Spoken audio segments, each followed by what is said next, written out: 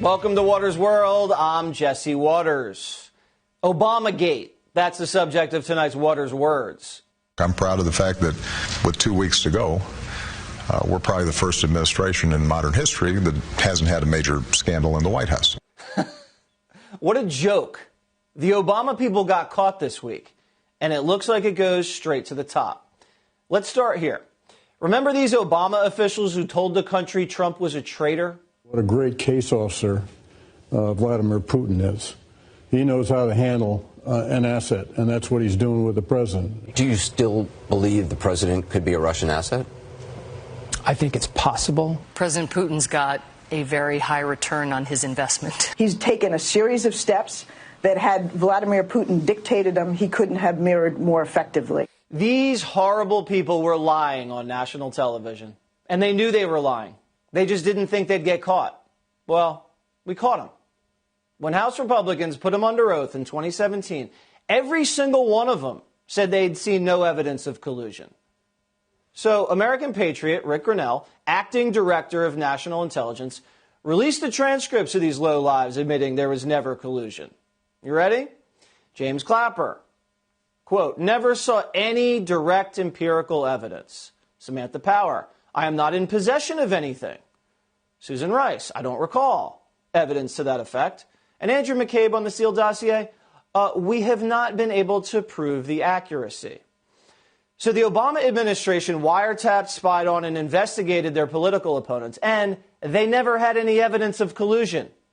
They didn't have any then, and they don't have any now, because there was no collusion. It was a frame-up.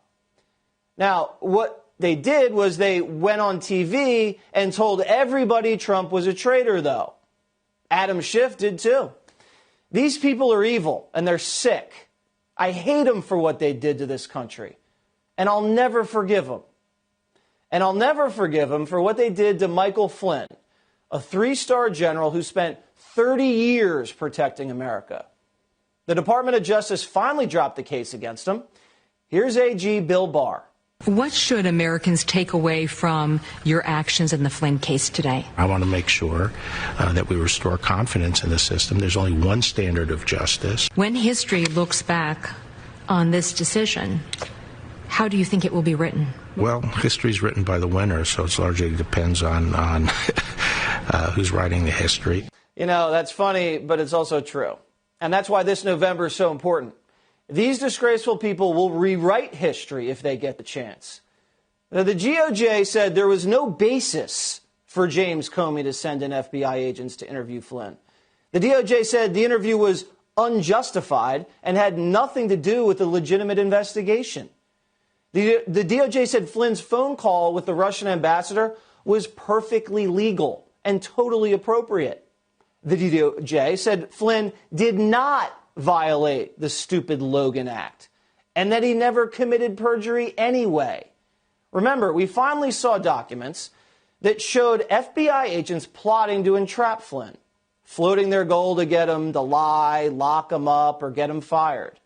The reason the Obama administration needed Flynn gone was because he was about to uncover the scandal that the Trump team had been illegally spied on and smeared. They needed Flynn gone because their coup needed to continue. And the second Flynn was confirmed as national security advisor, he'd be able to see everything that they'd been doing. Now, the president fumed over this injustice earlier. I hope a lot of people are going to pay a big price because they're dishonest, crooked people. They're scum, and I say it a lot. They're scum. They're human scum. The Obama administration, Justice Department, was a disgrace, and they got caught. They got caught. Very dishonest people, but much more than dishonest. It's treason. It's treason. Strong words, and they're backed by facts. New documents tell us everything. They'd opened up an investigation on Flynn just because he was on the Trump campaign and he traveled to Russia once. The Steele dossier was a Hillary hit job, and it was all just Russian disinformation, and they knew it, and they used it anyway to get a warrant. The FBI had doctored evidence to listen to Carter Page's phone calls. The Papadopoulos conversation at the bar, CIA set up. The Manafort Black Book was a fake tip from Clinton's Ukrainian contacts. the spies, the wiretaps. Flynn was about to find out all.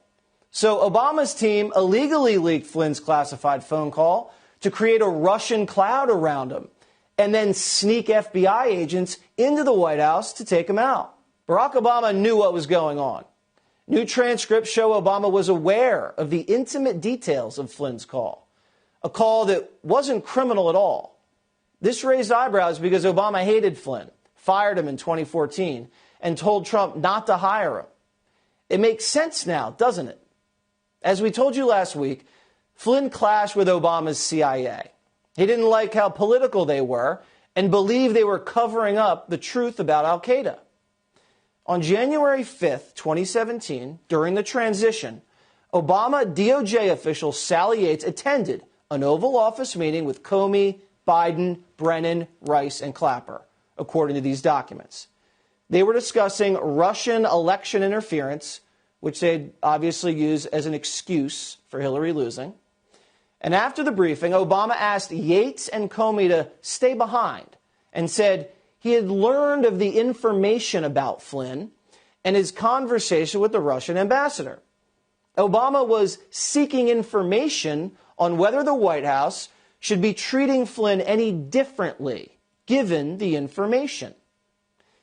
Yates recalled James Comey mentioning the Logan Act in front of the president, which ended up being the BS excuse for unleashing the sting.